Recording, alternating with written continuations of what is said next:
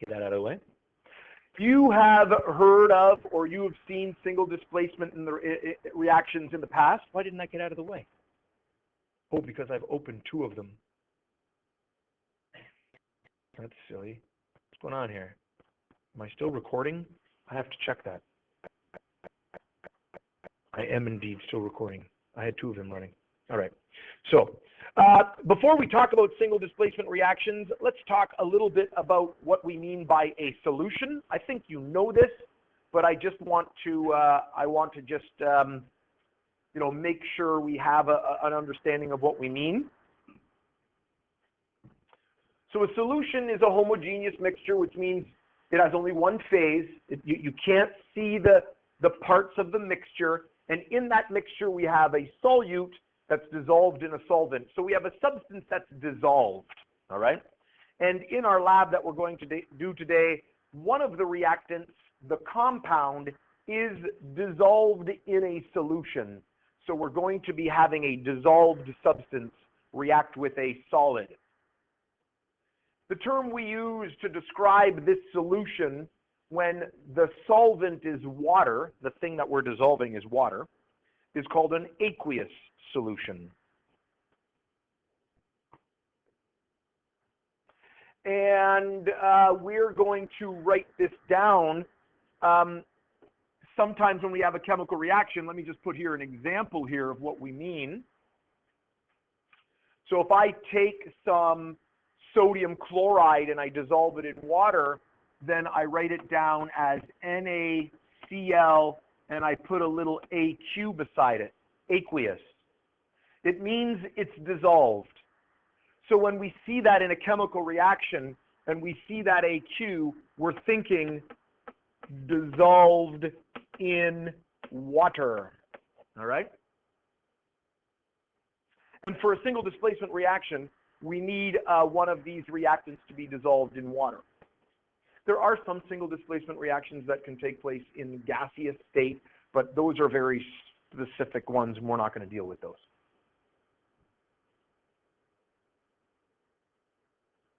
All right? Okay. So let's now talk then about our single displacement reaction. What's that? I mentioned it, that we were going to do it, and you've seen this in grade 10. So you may be thinking that you've already seen this before, which is fine, you have, very much review. I am going to be showing you one little add-on that goes along with it today, something a little different.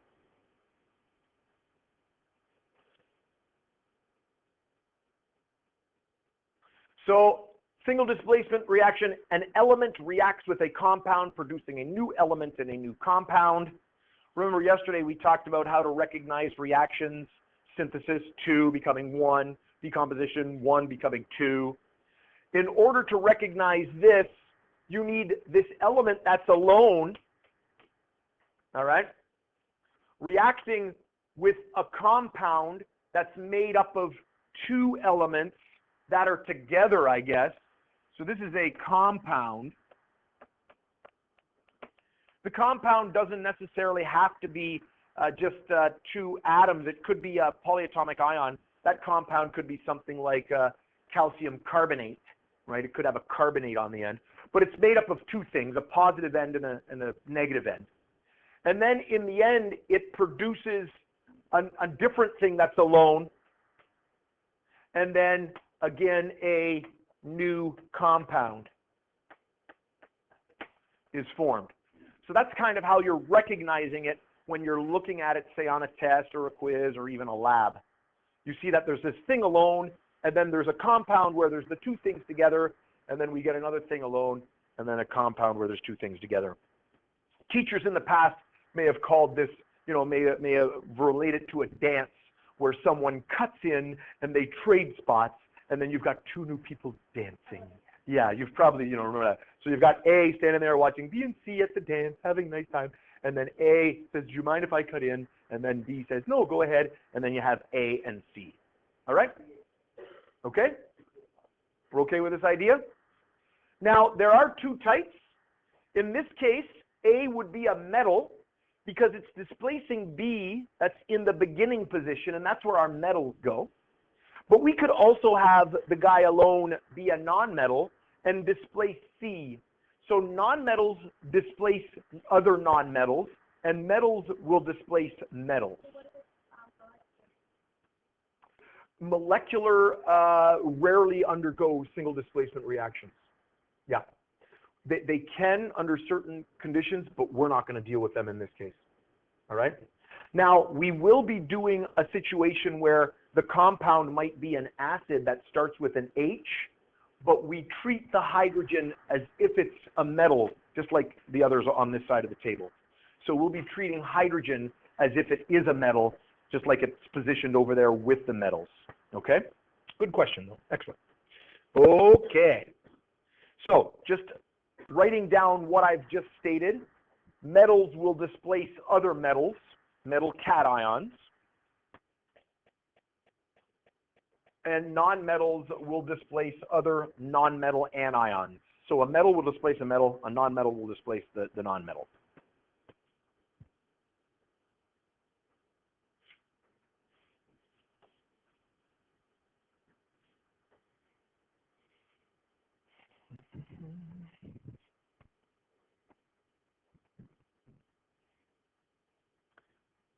So now we're going to do a couple of examples of single displacement reactions.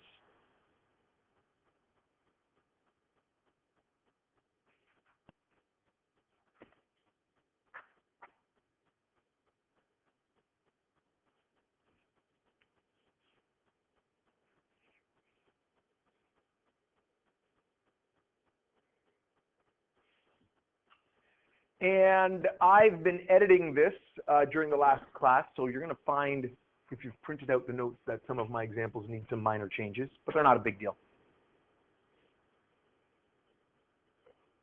Are we good to go? So let's do some examples, and I would have changed that first one. I think it would have been a copper up there, right? So I've changed it to a zinc. Well, there is a reason. I'll tell you why I made the change in a moment. So we've got our element that's alone with a compound that's made up of the metal, and then in this case the nitrate is the negative part. It's like the nonmetal, except it's a polyatomic ion. And so the metal will displace the other metal. And so what is now going to be alone after this single displacement reaction? What's the thing that is now going to be alone after the zinc does its displacing? And I'm going to, yeah, you can give that a rest, because I'm going to pick on some people. Oh yeah, they're feeling the pressure back there. That's good stuff. What's that? That's not a gold, but that's okay. It's a silver. It's Ag. Au is gold. But you're right. It's the silver that will be alone. So the silver will be alone. It's the metal. The zinc has displaced it. What will my atoms be in my new compound that's formed? What's going to be left? What do you got? Zn, and that stuff. It's a nitrate. Excellent. NO3. But we're not done. We've got to look at the charges. Remember, when we have two things get together, we have to cross them over to figure out what the proper formula is. Zinc, what is its charge? Yep. 2. Nitrate, on the back of our periodic table, what is its charge? What's nitrate's charge? 1. So when we make our product, we've got to do exactly what we do when we normally come up with a formula. We've got to cross over the charges. 2, 1, that makes it a 2 on the other side. So when we complete the compound, we still have to cross over to figure out what its formula is. Now that means we have to balance. So we've got to do some balancing here. Rest. I know that you know it. I'll come to you if we need it. What are we going to do here? Alexis, what do you think? We're doing this one. I want to balance it first. You're right. You're thinking here, that's good. But I want to balance this. So let's balance this one. You can go ahead and give it a shot. Do the zinc and the silver last. So what do you have to start with? The nitrates. How many nitrates over here? So what do I have to put in front here? Now we can look back at the zincs and the silver. Do I need to do anything else?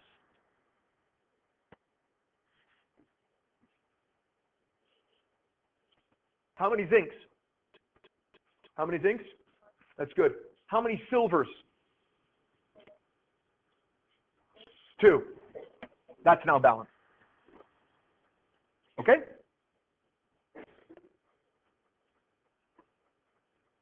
And now I'm going to be mean. Alexis was thinking about the next one, and you're going to continue with that. What is going to be alone now? Yeah, very good. And what is going to be over here? Fe and chlorine. And now we've got to cross it over, right? If you take a look at iron, you have 2 choices, don't you?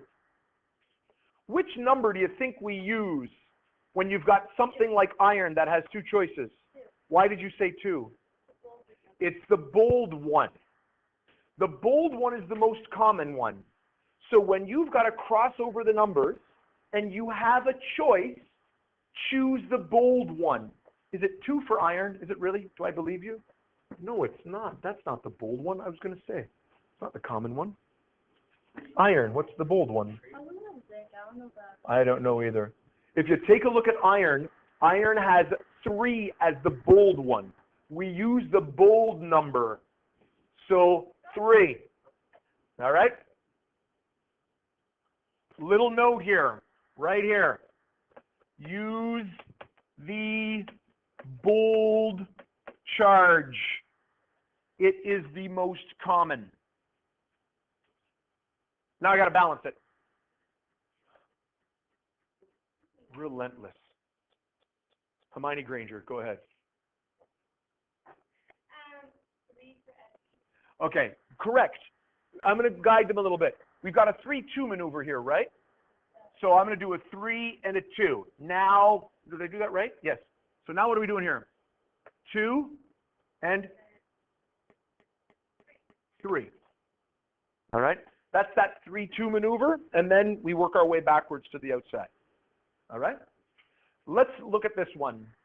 Now, chlorine is this Hofbrinkel, so it's got to be Cl2. But what is chlorine going, well, I was going to ask, what's it going to displace? The other question would be, what's going to end up being alone after the switch? That's okay. I know you get it. I'm looking out here. Why bromine? So bromine is a non-metal. It's on the right. You can see there, it's in the same row as the chlorine. So it's going to take the place of the bromine.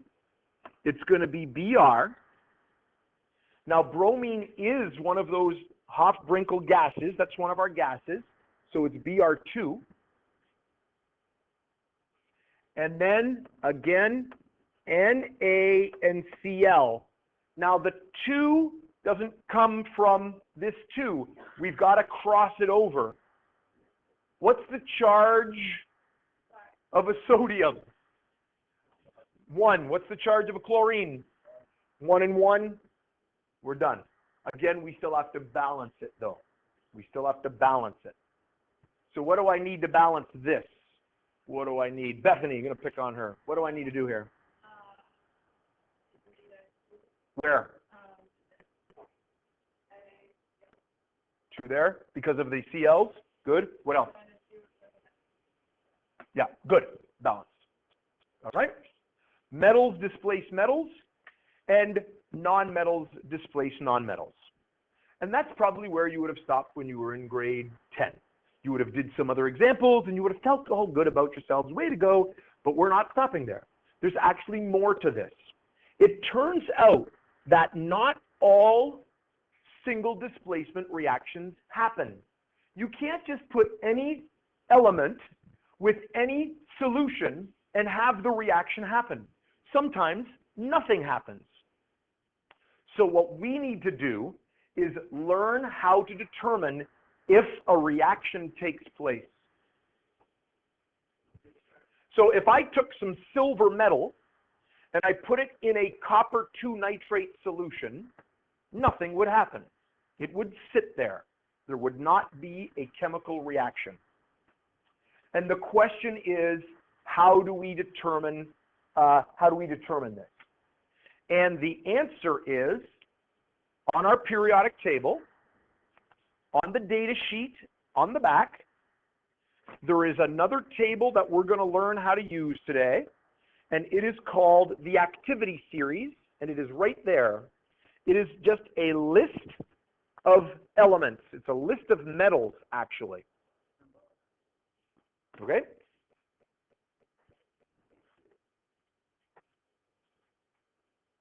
Does everybody have that written down? I don't know where we're at. We're good to go? Good to go? So, the activity series is going to tell us how to do this. What's that? Don't worry about that part on the left. I actually don't even want you to look at this part on the left. I should actually cut it off completely. You're just going to be looking at the list of elements. All right, don't worry about the water, blah, blah, blah, blah, blah. We're not going to be dealing with water. Okay?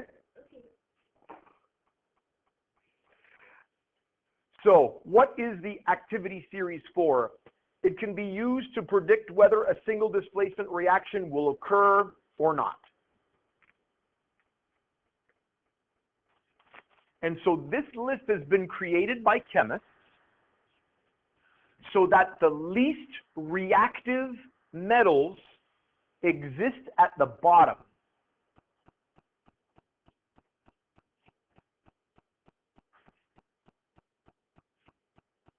It is a list of elements in the order of their reactivity. The most reactive metals are at the top, and the least reactive metals are at the bottom.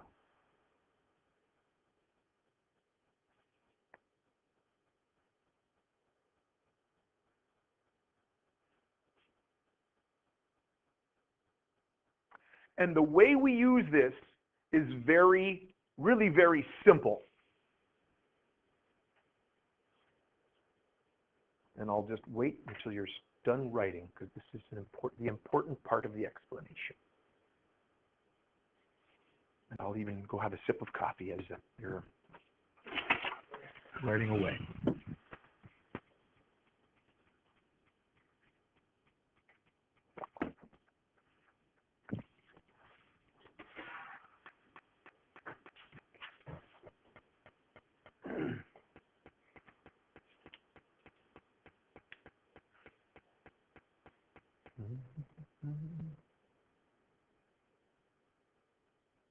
You don't need to write out the activity series. It's on your sheet. You'll have access to that when answering questions for tests or whatever. So you don't have to memorize this.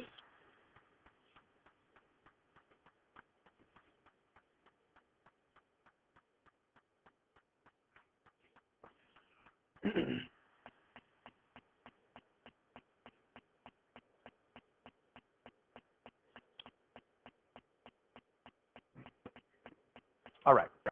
So our least reactive are at the bottom. Look at the one that's at the bottom. What is that? It's gold. Gold is very unreactive. It will not react with many things. That's why gold is very good at being, at being jewelry, because, if you get maybe if you get a little bit of vinegar on it, or a little, if you're wearing it and you're working in the kitchen or whatever, it is very unreactive. It doesn't react at all. So it's a very stable atom is what it is. The ones at the top are very reactive. We can figure out how to use this almost like thinking of a social context. If a human being is very unreactive and does not like to interact with other human beings, then they're going to prefer to be alone. They're not active socially. So if you're socially unreactive, you want to be alone. That's the same with, the metals that are unreactive. They prefer to exist alone as their elements the elements at the top are highly reactive. If you have someone, say, like Amy, who's very socially active, I don't know, then she always likes to be hanging out with people. She doesn't like being alone. Is that a true statement about you? Okay, all right. Anyway, the metals at the top, they like to be as a compound. They don't like being alone. So let's apply this to some practice problems and see if we can make some sense out of it. So the thing that you can write down to help you, and don't necessarily write down, for example, that's kind of overkill sometimes, we write that so much. E.g., the metal at the bottom of the list wants to be alone. It is unreactive.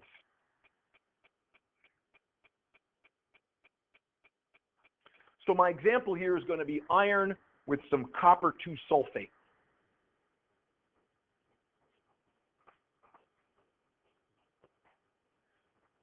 So we write the example and we locate our two metals, iron and copper.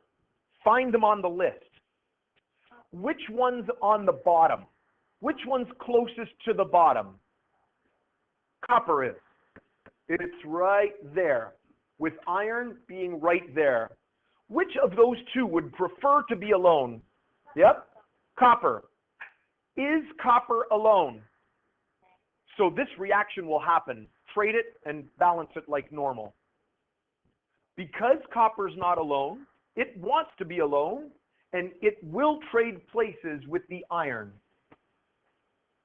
So we're going to get copper, Cu. We're going to get iron with the sulfate, SO4. We have to check our charges. What's the most common charge for iron? 3, because it's in bold. What's the charge for sulfate? 2. So we have to do a little crossover there. 2, 3. And now we've got to do some balancing. Again, leave the metals for last.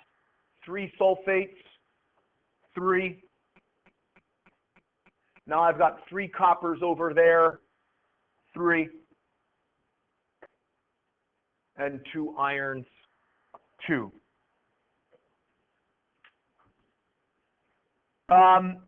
Cu is below Fe, therefore wants to be alone.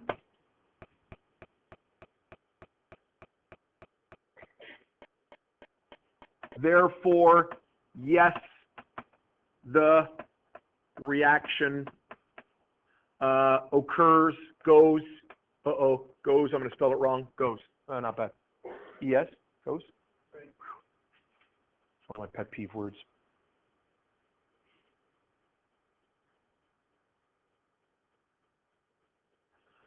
Check the two metals, whichever one is on the bottom, wants to be alone. Is it alone? The answer is no. Trade them so it is alone.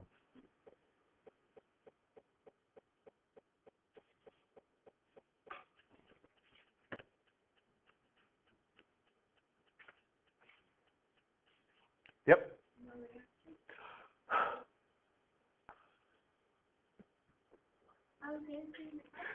I didn't ask a question. Now she's just being mean. Like Felicia, she's wanting to have an explanation, and you're just diving in. She does. Felicia's completely lost. So what am I putting here, Felicia? Okay, maybe Felicia is not lost. RXN, short form for reaction.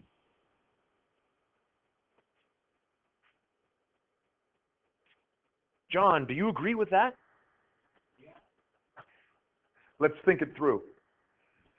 AG, where's AG? Way down here, right? MG, way up there. Which one's at the bottom? So it wants to be alone. Is it alone? So then nothing's going to happen. No reaction we put as the answer. 50-50 chance you could have guessed that. Who knows? AG is below MG. Therefore, AG wants to be alone. It is. Therefore, no reaction. If it is alone, nothing's going to happen. Okay? Let's do some examples with some nonmetals, and then we'll do a couple more examples, and then we will head to the lab. I think we'll still get the lab done. We'll see. If we don't, we'll finish it off tomorrow. Okay. Now, I don't know if you noticed, on the activity series, there are no nonmetals except hydrogen. The only nonmetals I'm going to ask you about are the halogens. Right there, these guys, group 17. It turns out that this list, the way it is its own activity series. Acetine and iodine, they want to be alone. Fluorine is very reactive. It wants to be in a compound. So this line right here, group 17, is our activity series. It is the activity series. So I'm going to put that over here on the side somewhere. Group 17 is the activity series for the halogens. The halogens, and remember, that's our group 17 elements. The one at the bottom wants to be alone. So chlorine versus iodine, and that I looks like an L because of the font that I use. I apologize, but that is an NaI with iodine. So chlorine, iodine, who's at the bottom? Iodine. It wants to be alone. Is it alone? No. So swap them out. Yeah, I'm not even going to stop her anymore. She's just like just a machine at this point. So this is going to result in an I2. Again, it's Hofbrinkel. And then an NaCl, just like the last one. And with all those 2's in there, we need a couple of 2's. Right, 2 NaIs and 2 NaCls.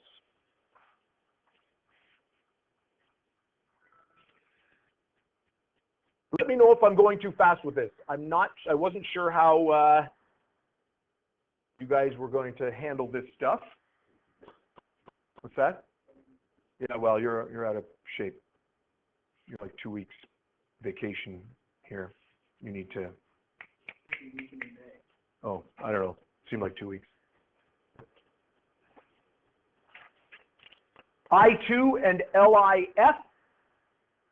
Quickly, before she even thinks, what's going to be? I would say no reaction because iodine is lower than stable. And it wants to be alone, and it is. I would agree. No reaction. No reaction. I'm not even going to put an explanation for that. The iodine is below the fluorine. It wants to be alone, and it is. How are we doing? Okay? So we've got the activity series for the metals. Let's just do it, and just write down EG. Don't write complete, balance, blah, blah, blah. That's all. That's what we were going to do. So I want you to go through these. You can try them yourselves. We'll take them up in a moment. On the next slide, I got a few more. And again, you're just, completing it if it needs completing.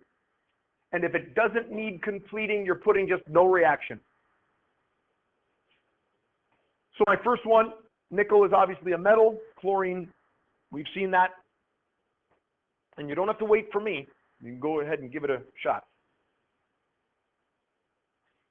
Here is your activity series. This one looks a little different than the one we used, just because it was typed up instead of the cut and pasted. And then there's the list of the halogens right there, which is right here on our periodic table.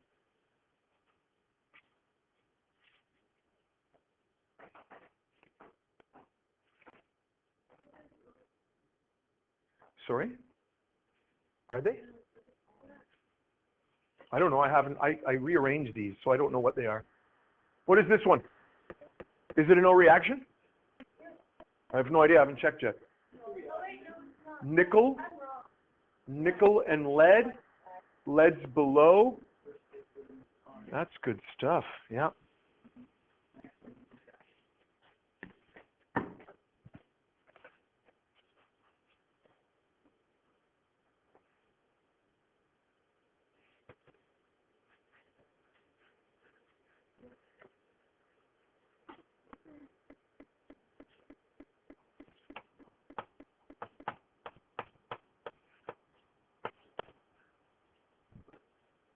Which number did you cross over for nickel? Is it 2? Is the bold one? Can't tell on yours? Yeah, I've noticed on yours they're hard to see. Let me see. No, 2, it says 2 right here on this one. That's distinctly bold. So 2, nickel 2. Is it really? Nickel, it is 3 on yours. And it's 2 on mine. We're going to go with yours. I'll have to do some investigating. So what did yours say? 2? 3. 3. Yeah, and mine up there says 2. We'll go with what yours says. That again makes this a 2-3 scenario, right? So we've got 2, we've got 3, and then 3, and then 2. It could be that they're really close, and maybe this older periodic table, when it was made, the scientific data suggested that it was 2, and then when that one was made, it was suggested the other way. Chlorine versus fluorine. No reaction. No reaction. No reactions are good ones because then you don't have to balance. Let's do a few more, and then, like I said, we're going to roll into the lab. So I've got a 3, a 4, and a 5. A 3, a 4, and a 5.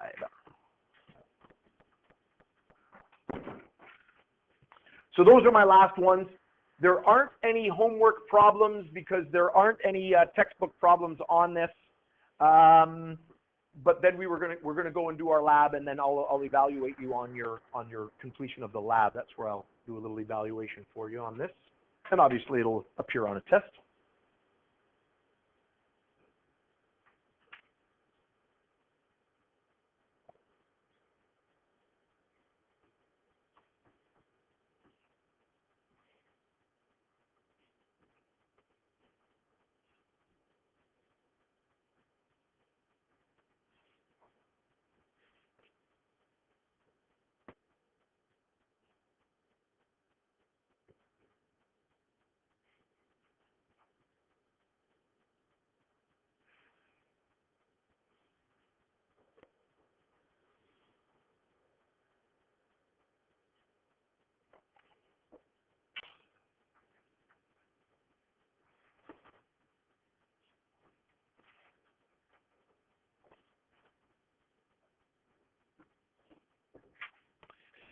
What's the most common charge on a chromium?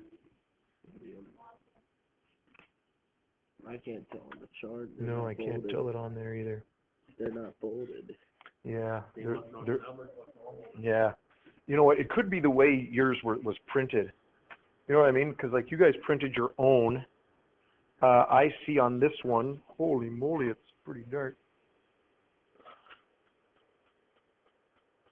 I think it's 3. Chromium, I think, is 3. Is the bold one. Yeah, and you can see the bold one on there. If you're ever doing a test and you need to know it and you can't decipher which one's bold, just ask and I'll just tell you which one's bold. That's not a big deal. It's not like it's a secret. You know, it's just that sometimes yours, if you've printed yours out on an inkjet printer as opposed to a laser printer, the bold numbers, you know, could bleed into the paper. You know the way ink sometimes runs. That's probably why you're struggling. Mine were done on the laser printers here at school, and I can see the chromium. The 3 does look bold in that one. Anyway, let's go through these. What do we have for the first one? What am I putting? Jess, what am I putting for number 3? No reaction. Excellent. No reaction. Good. And does a reaction occur for 4? Does it? Yep. Yes. So what am I getting? H, sorry? No, I just couldn't hear you, really. H wants to be alone. And what is made after that? Mg, Cl, and now we've got to do some thinking about the formulas. We got to do some stuff. MgCl2, because Mg has a charge of 2. And there's also one other change that goes here. Yep. Yes, yep. But actually, this is H2. It's hydrogen gas, right? It's that. Did I go over the Hofbrinkel gases with you guys? Did I talk about that? No, that's maybe what we're messing up with. I might have to talk about that, and I'll do it a little later. I want to get to the lab. But anyway, that's supposed to be an H2. And why didn't I address that? I don't know. I didn't explain what it stood for. Yeah. All of these guys in red, N, O, F, Cl, even Br and I, and H, when they're elements by themselves, they pair up with another atom. So they're always, whatever it is, 2. All right? In terms of these guys here, right? Yeah, that number's, that's 7 from nitrogen down. Those all have to be N2, O2, F2, Cl2, Br2, I2, and then this guy is H2. When they're by themselves in a formula, that's the way they appear. And you're right, we need a 2 there.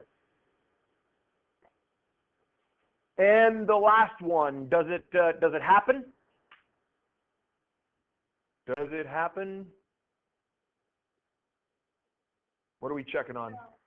Potassium, way up there. Chromium, way down here.